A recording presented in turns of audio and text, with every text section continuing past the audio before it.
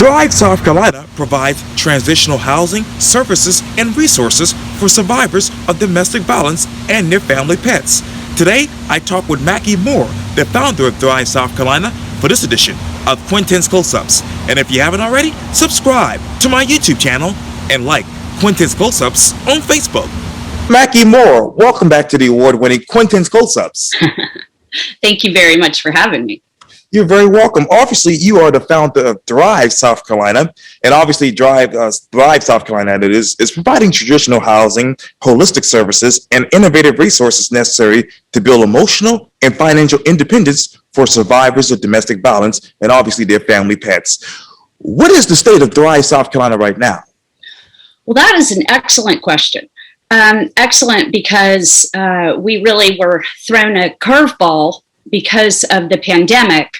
It's actually almost a year ago to the day. It was Valentine's Day last year. We had a big gala at a downtown venue, and we had an artist, and we collaborated with an art gallery, and actually did an art show featuring an African artist who, for what he does, is one of the best in the world. And we had all of his sculpture brought from different parts of the United States, some from Africa also, and did a huge display of all of the different sculpture that he's done, some huge, some large, some smaller. And then we collaborated with a few of the local artists, Mary Edna Fraser for one, and just did this really beautiful display, and all the art was for sale. And this was the launch and kickoff of our capital campaign to raise money for a new shelter so that we could allow for a lot more women to stay with us. About 2.5 years ago, we had a shelter in Somerville, but the shelter was so small that we kept having to turn people away on a daily basis. And so finally we decided it was prudent to go ahead and close that smaller shelter and raise the funds necessary and put all of our energy into a much larger facility that would accommodate 50 to 75 people, including women and children. And family pets, by the way.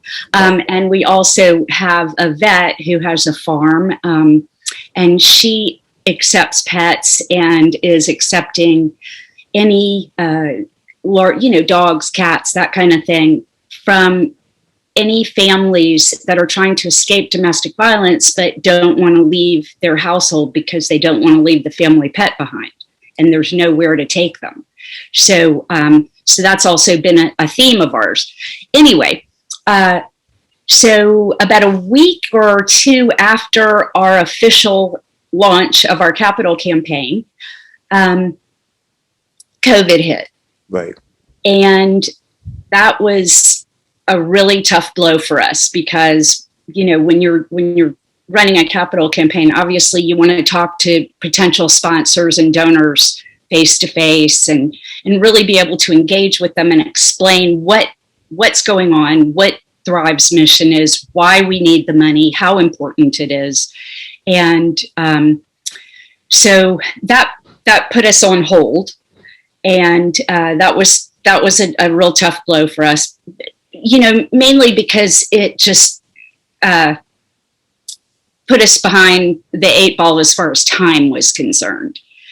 And then because of the pandemic, a lot of the funding stopped from private donors and businesses because everybody was so concerned about what was going to happen, and was the stock market going to crash? And I mean, there were just so many variables that it was really, I found it much more difficult to get donations at that time. So, we started watching the news about the pandemic and saw that there was a real need for PPE. And the masks at the time were almost impossible to get, even if you were a healthcare worker. A lot of them were wearing the same mask that should have been disposable from one room to the next. They were wearing it for days and days on end, just to conserve. And so I started thinking about it, and I thought, well, how can we continue to raise money and help women and children during this crisis? And the light bulb went off, and I thought, there've got to be plenty of citizens in the Low Country area that sew. And so I started the Thrive Charleston Mask Force, and started as a Facebook group. And before we knew it, we had hundreds and hundreds of members, and mainly women. There were a few men that helped out, but mainly women from around the Low Country started sewing masks for the cause. And so for me, it was about keeping Thrive relevant during the pandemic, even if it wasn't exactly what our mission stood for. To me, it's about being a good citizen. It's about being a team player. And at this point, while we're helping women, children, and family pets escape domestic violence, I thought it was really important that we give back to the community in any way we possibly could. So somebody at MUSC actually told me about another woman who was also doing a sort of a similar project. And she actually is the costume design teacher at the Charleston School of the Arts. Right. And so her name is Caroline, and Caroline and I talked, and her Facebook group was called Sew Some Good.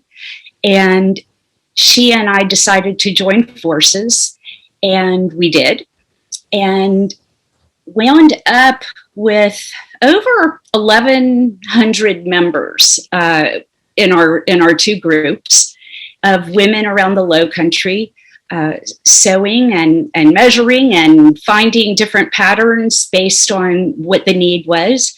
And long story very short, we ended up donating over 13,000 masks, which were washable, so that healthcare workers, first responders, and others could stay safe during the pandemic while they were helping victims, and also just moving through crowds and people, and or just walking around the hospital even, because COVID is so contagious. It was really important that our healthcare workers be protected.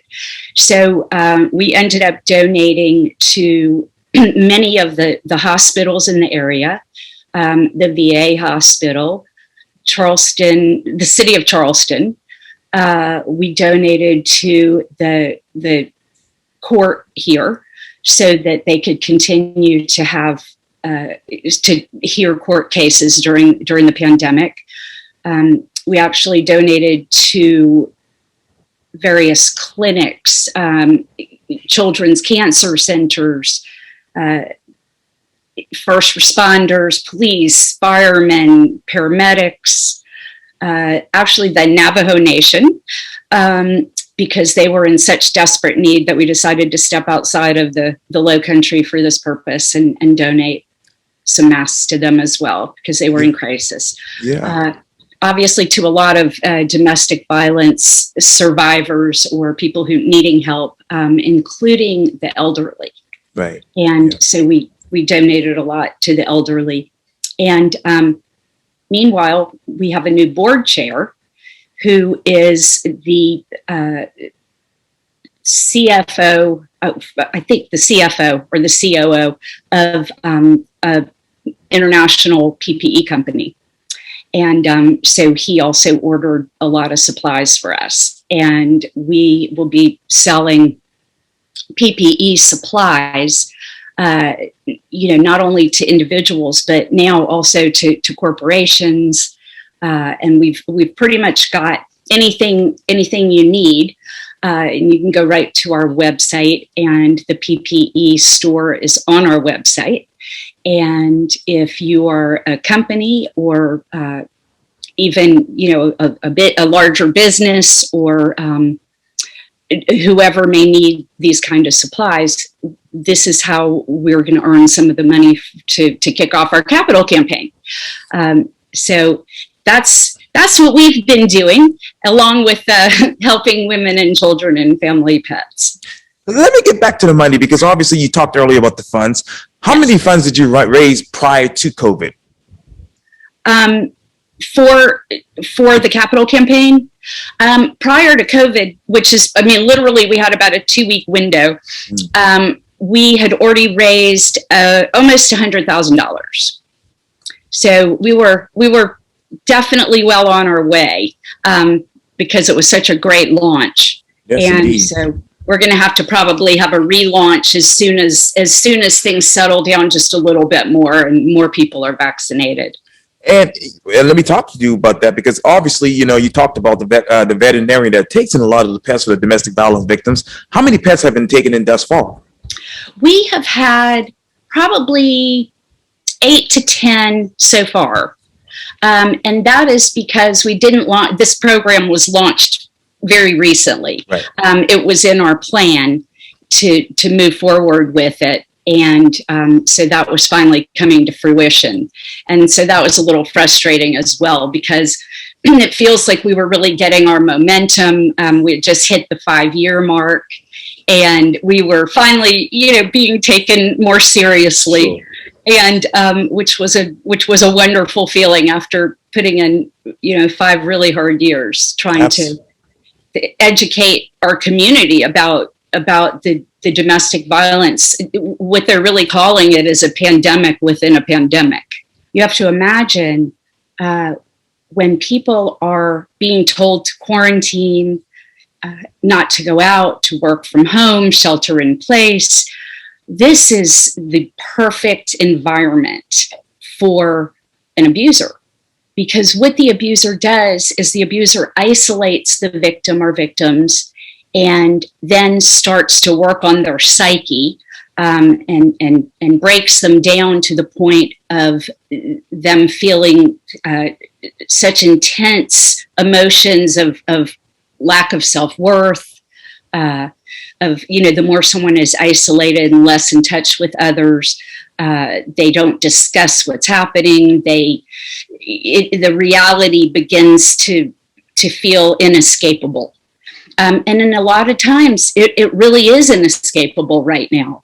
And that's the hardest part is, it's very difficult for somebody to reach out and ask for help when their abuser is watching over them all the time. And that is exactly what the pandemic has set up, is the perfect environment for an abuser to be able to take someone and break them down to the point of submission. As a matter of fact, Nashville sees uptick in domestic violence homicides during COVID-19. And this is coming from WSMV, the NBC station there. Quote, the pandemic has created a lot of toxicity within homes and a lot of building pressure and tension within homes that may have been easier to release pre-pandemic. And this is coming from Becky Ballard, who obviously is the Senior Director of Programs for the Metro Nashville Office of Public and Family Safety. She says before the pandemic, they would do in-person collaborative services at the Safety Center for the domestic violence, child abuse, elder abuse, human trafficking, and sexual assault clients. Let me ask you this. What pressure and tension are you hearing about now when it comes to domestic violence in the midst of COVID? Repeat the question for me. What pressure? I heard most of it, just the last part. Yeah, what pressure and tension are you hearing about when it comes to domestic violence in the midst of COVID? Right. Like I said, probably the hardest part is not being able to reach out for help. And it's, we keep trying different methods of being accessible to women so that they can reach out to us. We have support groups that meet in person. Obviously, it was really difficult for anyone to get away, to be able to meet in person because of COVID, not only because of the fear of contracting COVID, but also because they were not able to escape their abuser long enough to be able to get to a meeting. And so then we put meetings online, and that too proved really difficult because attendance has always been pretty good at our meetings, but it's very difficult to meet even via Zoom when someone is in the next room that is the issue.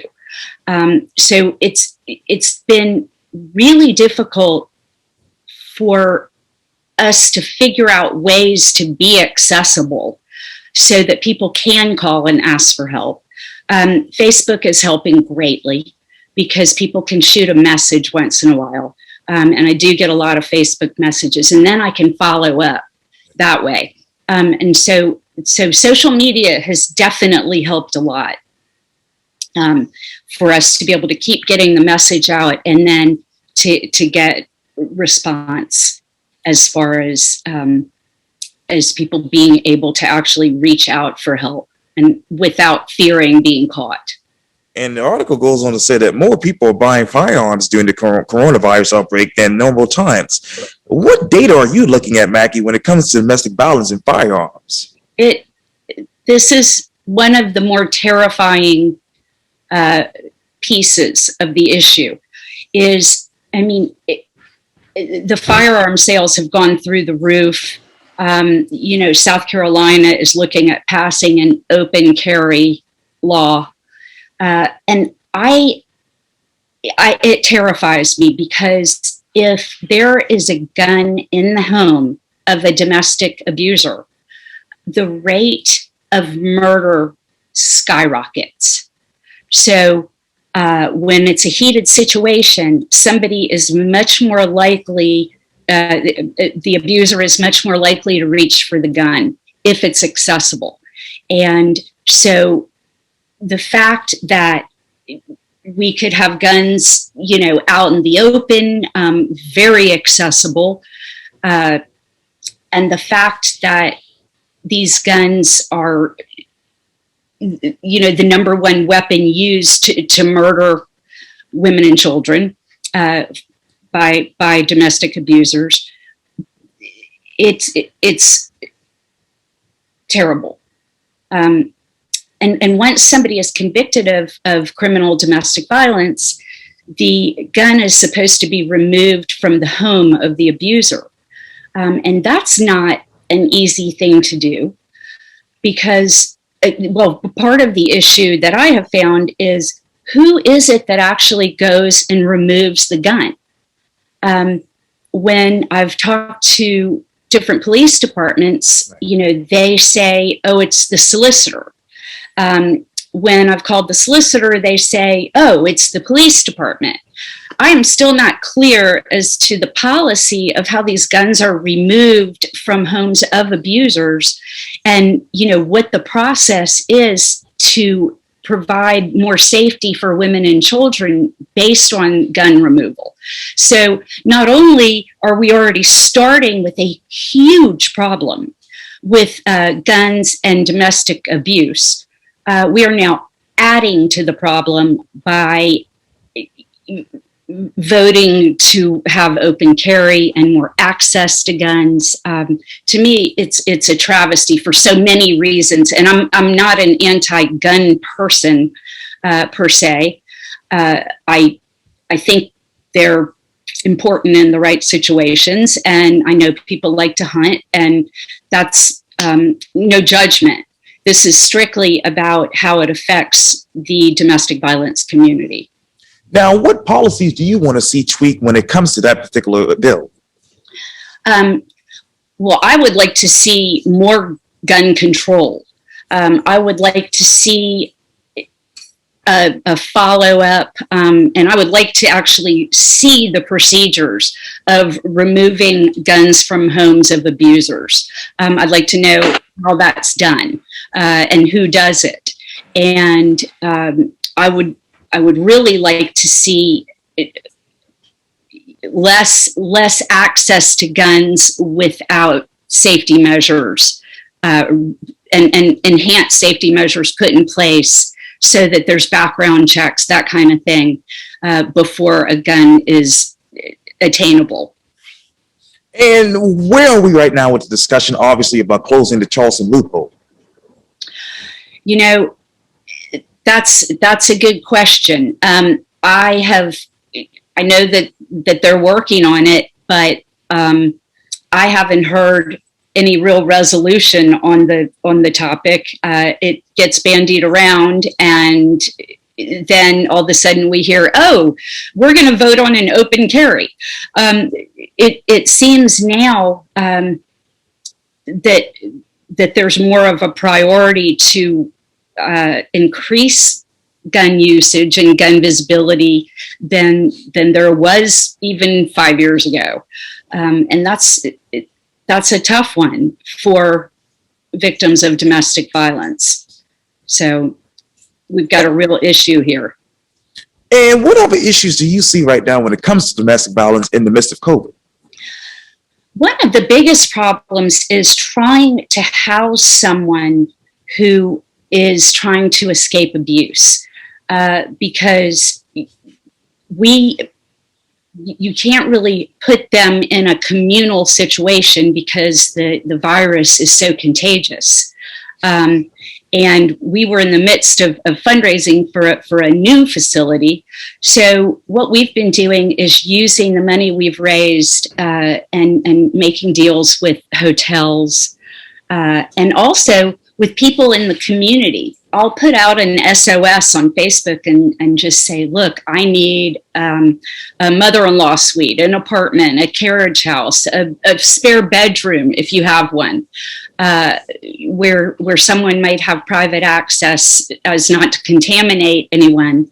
But we really need to get this family out of a dangerous situation. And the Charleston community and the Low Country has really rallied.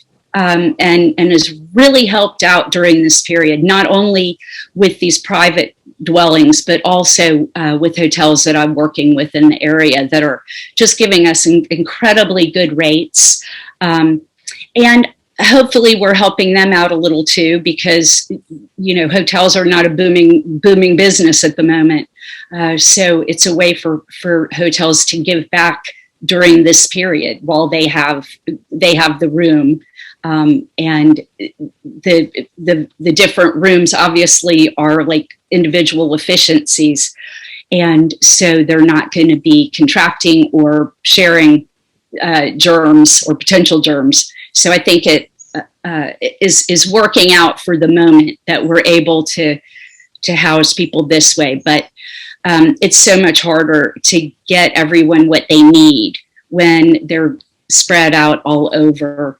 And we're trying to follow up with different programs and services that we can offer during this time so that we can continue to foster mothers and children to keep moving forward and not return. Because I think the impulse at this point is to want to return to the abuser because there's, you know, lack of financial support, lack of therapy, lack of, you know, other programs and resources that are needed, like job opportunities. I mean, that's a really tough one right now. You know how bad the unemployment rate is due to COVID. And, you know, a lot of times a big question we get is, well, why don't they just leave? What's the problem? You know, the woman is an adult. And, you know, she has the power to leave. Well, that's not really true because a lot of times there are children involved. A lot of times, due to the nature of domestic violence, women are isolated. They are not given enough money to be able to make ends meet. So there's no way they're going to be able to escape a domestic violence situation without financial help. So once we get them out of there and into a hotel, well, then what happens? And the problem is that it becomes sort of a vicious cycle because they're out of the situation. The abuser is heated because they've been abandoned, quote unquote. Is how they feel, and then the woman can't find a job because there's such a lack, and even more so for women. I don't know exactly what the statistic is, but women are losing their jobs and having trouble finding new jobs much more than men are, and so again, we find ourselves behind the eight ball because women need to have financial independence in order to move forward, to provide for their children, to pay for an attorney, which we try to provide pro bono help from different attorneys around town, and many have been very gracious and helped us along the way. But there's always costs. And we can only sustain a person for so long while they're moving forward. And during COVID, our hope is to be able to help maintain a family that's fleeing from domestic violence for a year after they have left the abuser's home, so that they have a real chance to move forward while they have support. Right now, it's really tough because part of helping, manage their future is finding employment and helping them to become financially independent. So it's a double, triple whammy. Well, I mean, when you throw the guns in and the lack of jobs and the increase in domestic violence and isolation, no wonder it's being deemed a pandemic within a pandemic. What does domestic violence look like here in Charleston? You would be amazed. Because I was amazed. When I started doing this, I started out in development with my sister's house about 9 years ago, and I wasn't real familiar with domestic violence, the issues. I was recruited to fundraise for them, and the more I was there and the more I saw exactly what was going on, the more involved I became and the more passionate I felt about making this mission important and understood by our community. So it's been, I lost my train of thought there. Will you re-ask the question? Yeah, no worries. What does domestic violence look like here in Charleston right now? Yeah, so I was saying that it looks very different than you might think. Okay. It's crosses all social boundaries. So, we get people from low income neighborhoods calling, from middle income and from high income. And at first I didn't really understand because I thought, okay, well, women that have access to this kind of money that are high income families, well, what's keeping them from leaving? But then I find out that a lot of them are given just enough to make ends meet, if at all. And otherwise, if they're being abused, a lot of times they may drive a Mercedes, but they don't have a penny to pay for things that would help them to be able to escape a domestic violence situation. So there's no access to real cash. And then the other problem is, think about this. If a woman is married to a doctor and they have children and they're paying for school and, whatever else the children may be doing, if the woman presses charges for criminal domestic violence, the husband, who's a doctor, may very well lose his medical license. He then can't provide for her or the children.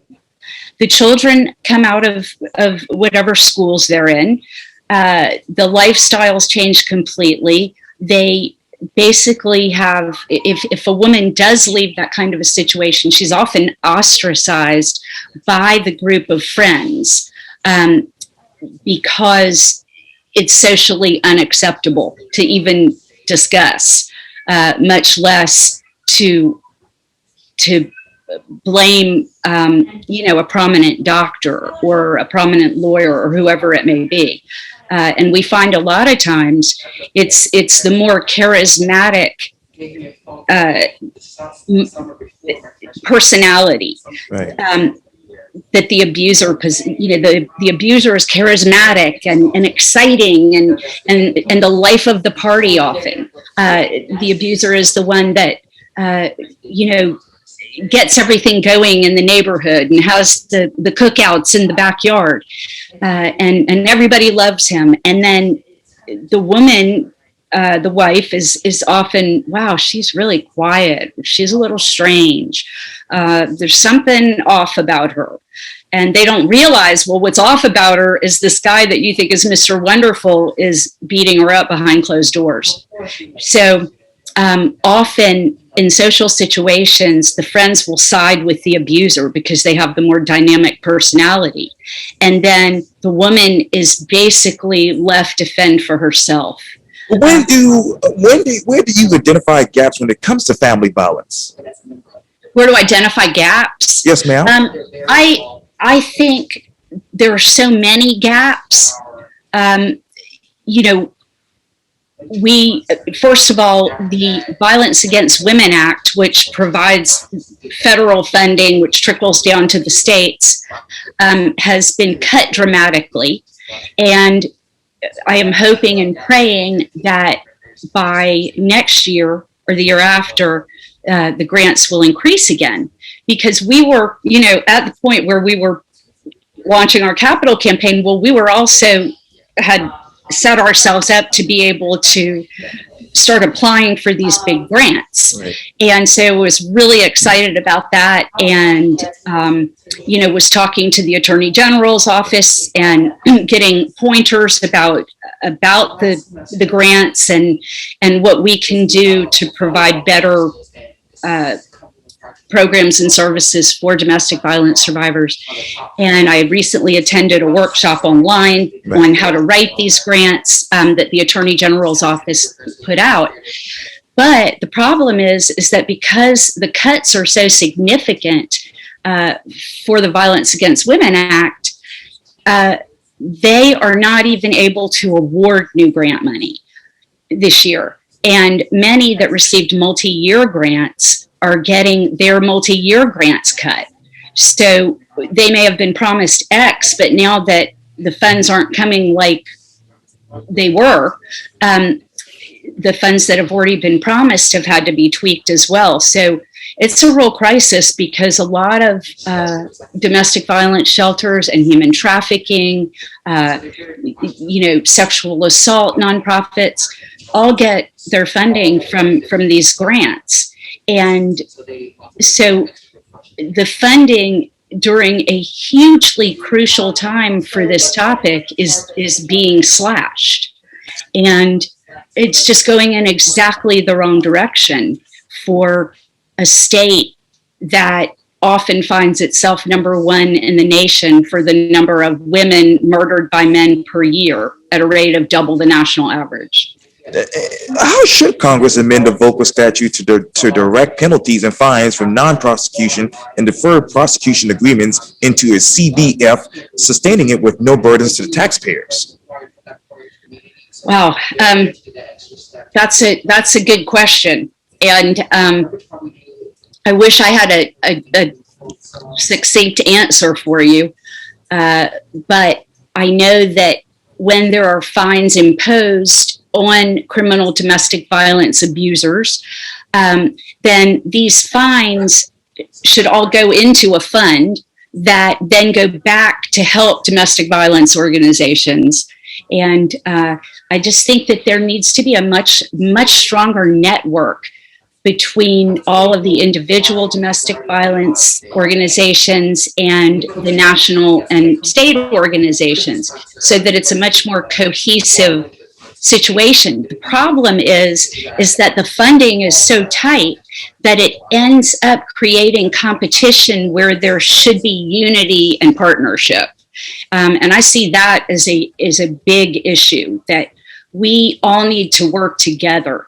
It's not it's not conducive to growth and flourishing of a nonprofit when it's constantly having to get scrappy about how the funds are derived. So to me, it's really important that we come together as a city, a state, and a nation on this topic, which is now a national pandemic on its own, and really bring this forward, bring this issue forward. And I see that as being the number one way that we can attack the problem. The good news is that President Biden is the one who founded the Violence Against Women Act, and is obviously a proud founder, and is already working on replenishing the funds that have been cut by the last administration. And I think that's going to help greatly. But I also think it's about educating the public. It's about educating our lawmakers, Congress. It's about educating judges and police forces and other first responders on what to look for. And it's about, really creating unity between all of the organizations that help to fight domestic violence, so that we aren't having to struggle, all of us having to struggle to raise enough money to make ends meet. And it's a shame because we have nowhere near enough resources in our city, the Low Country, or the state to combat the percentage of domestic violence that we see, especially in our state. Well, I'm running out of time, but let me ask you this. What part of your strategic plan are you developing for the organization that will require you to require you all to assess the current situation along with your other goals? Well, our strategic plan, which we've been working on, and this is an exciting plan, which has also been delayed because of the pandemic. But about a year and a half, 2 years ago, maybe now, a woman was murdered in front of the Target at Citadel Mall. And she was murdered by her boyfriend, who had been abusive to her. And that morning, she had told him that she was leaving, moving to North Carolina to live with her grandmother, and that she could not take it anymore and was not here to be abused. And she left and went to Target to do some shopping. And when she came out of the Target and went back to her car, he was waiting for her and he murdered her. And so Citadel Mall is now being developed, and it's being called the Epic Center, and is MUSC is now over there. Right. There's an HBO film studio. Right. And anyway, so I got a call, and it was from, wait 1 second.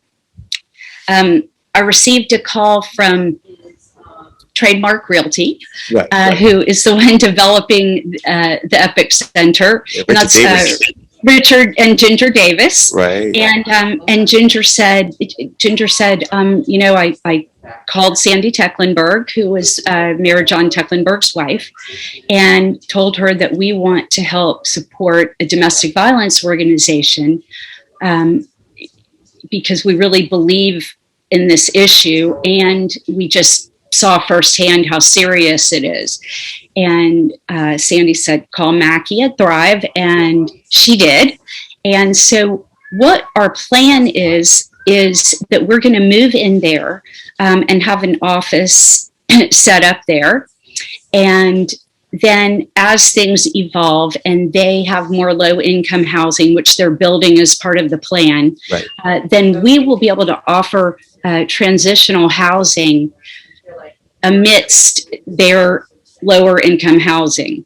And so while women and children stay with us, they will be employed somewhere in the mall if that's what they choose to do, that we can, help provide jobs and job training and have our center there, but also different apartments. We're working with different apartment complexes to provide one or two apartments here and there so that we're able to not only have people at the one location, but that we can spread people out so that they aren't necessarily all in one location for safety reasons. Cool. Yes, indeed. And I forgot to ask you this earlier when you're talking obviously about the gun law, but let me ask you this. Would you be in favor of implementing a program that would enforce existing laws that prohibit firearm possession by individuals subject to protective orders or other court orders? Absolutely. Absolutely. There has to be something, and I think, I touched on this earlier, but,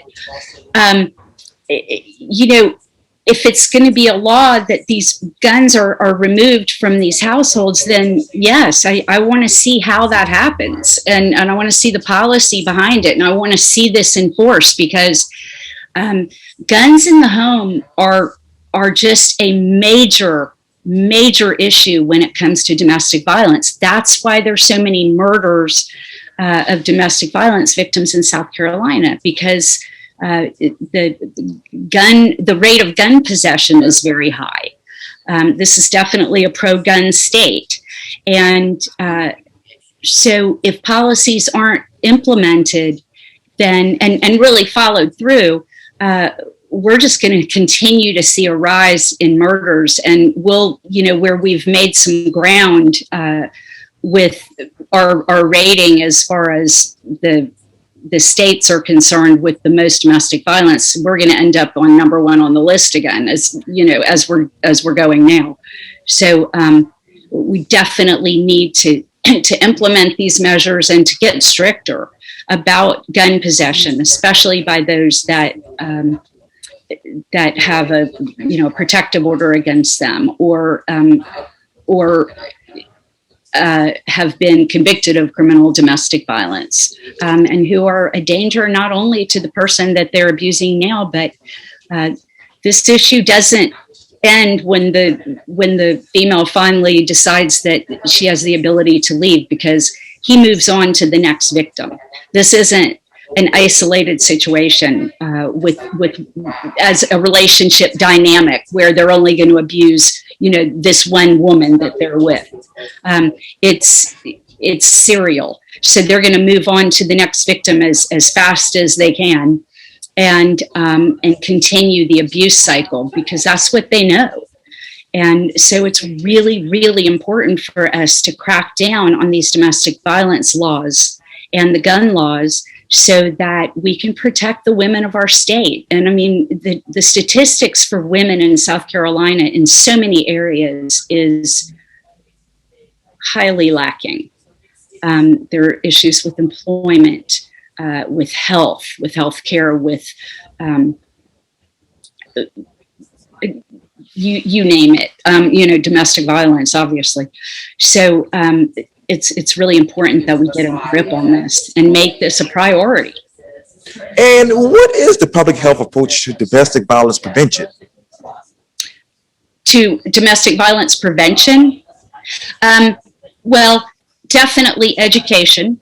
Educating the members of our community, of our cities, states, and the nation about the pandemic that's actually occurring not only in the United States, but around the world against women, and women being abused, and children and family pets.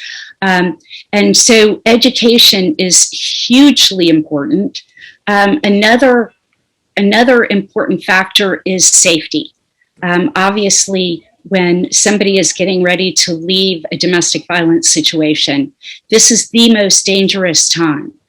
And it is the time, like the woman that I told you about a few minutes ago who was murdered in the parking lot of Target. This is an issue that happens a lot. And so there needs to be a safety plan before an abuse victim leaves. And so we do provide that on our website. There are examples of safety plans, what you need to grab before you leave, but even a step-by-step plan that we can make together, and I'm happy to help with that. We can make a plan. You may not be ready to leave yet. You know, you might not have hit bottom yet, but if we can provide a safety plan and an escape strategy that is safe, and an abused woman has that in her possession, it's going to be a lot easier to finally walk away from the situation and to maintain safety. So that's a big part of this. If someone is interested in looking at a safety plan, they can go to our website at www.thrivesaveslives.org and go under the tab Get Help. And there are different pieces of information, not only for whoever is being abused, but also for family members and friends who are seeing that something's going on and they don't know how to handle the situation. You definitely have some pointers on there. And then we also have resources on our website. Even if you don't live here, we have resources from around the country for different situations on where to go to get help. And then we refer people to the National Association of Domestic Violence if they need a hotline. And if it's an emergency situation, we certainly help with that, because right now we're not able to just do transitional housing because that's not, it's not able to happen with COVID, but at least we can answer emergency calls. But also my sister's house is the emergency shelter here in Charleston. And so if anybody has an emergency and needs to call or needs a hotline, definitely go to mysistershouse.org and look at their website as well for how to get help in an emergency. I just interviewed Tasha Conyers for Quentin's Close-Ups just a week ago, so check that out on YouTube. But what will be your mission for Drive South Carolina 5-10 years from now? Oh my gosh. 5-10 years from now, the mission will definitely be to provide transitional housing, holistic services, and cutting-edge resources for women, children, and family pets who are victims of domestic violence. And we want to be able to offer a year's stay with support, and we will help women find employment so that they can start socking money away during that year, so that when it is time for them to leave Thrive, they are financially independent enough to move to the next step, which is to be independent and happy and carefree. Mackie Moore, thank you so much for your time. And again, welcome back to the award-winning Quentin's Close-Ups. Thank you. And congratulations on your awards, by the way. They were very well deserved. Yes, still got them at the house. So a lot of them. I got to find a wall to put them on. Oh, you need to have a wall behind your Zoom. I'll work on that. All right, good. I want to see that next time. Yes, ma'am. All right. Take care.